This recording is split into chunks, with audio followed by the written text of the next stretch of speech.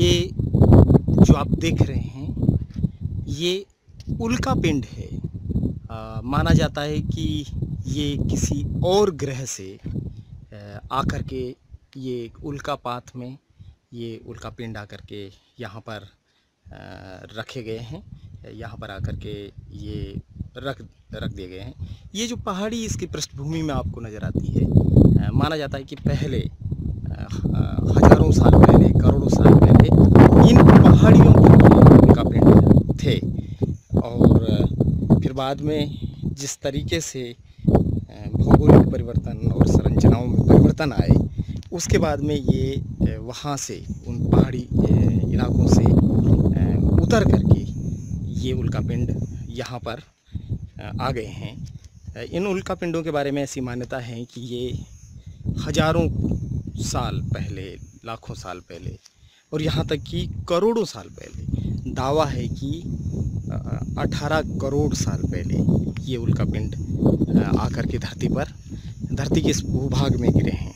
आप देख सकते हैं कि ये जो उल्का पिंड हैं ये ऐसे के ऐसे जैसे ऊपर से आकर के गिरे हैं वैसे के वैसे रखे हुए हैं। यहाँ दो तरह की चीज़ें आप देख सकते हैं कि ये ऊपर उल्का पिंड है, ये जो उल्का पिंड है ये अलग पत्थर हैं, और ये बिल्कुल नीचे जो हैं ये यहाँ का सामान्यतः पाया जाने वाला पत्थर है।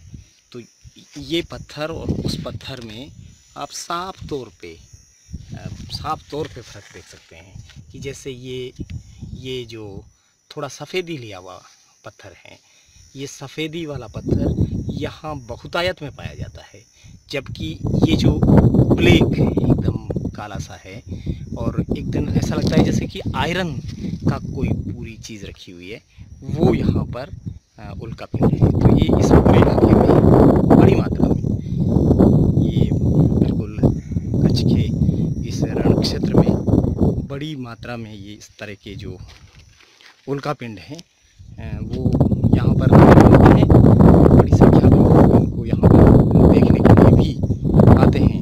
मज़ेदार बात ये है कि इस तरह के ये जो उल्का पिंड हैं ये केवल और केवल यहीं पर मिलते हैं, और कहीं पर भी इस तरह का उल्का पिंड नहीं मिलते हैं।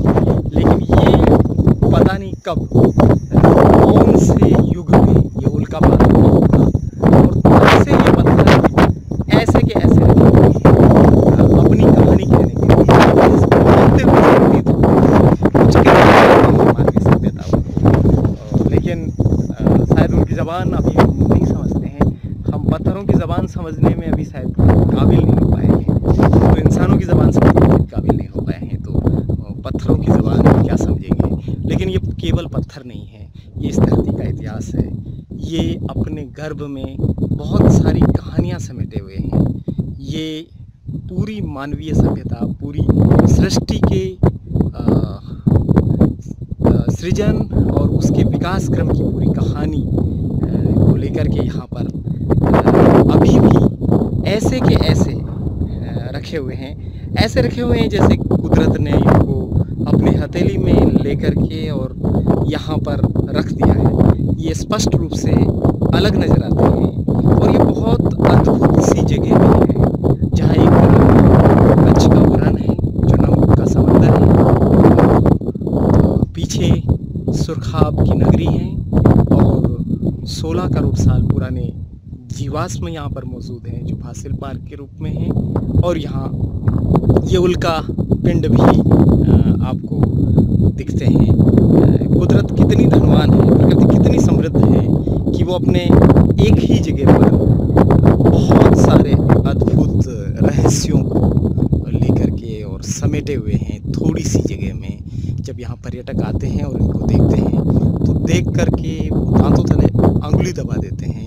उनको लगता है कि उनके पुरखे किस तरह की स्थितियों में आगे बढ़े होंगे और कैसे उन्होंने सभ्यता में, आज जिस सभ्यता में हम जीते हैं, ये कैसे विकसित हुई, कितनी सदियाँ, कितने करोड़ों करोड़ साल लगे तब जा कर के इंसान विकसित होता है, प्रकृति विकसित होती है। लेकिन उसमें बहुत सारे अवशेष ऐसे होते हैं जो वहीं के वहीं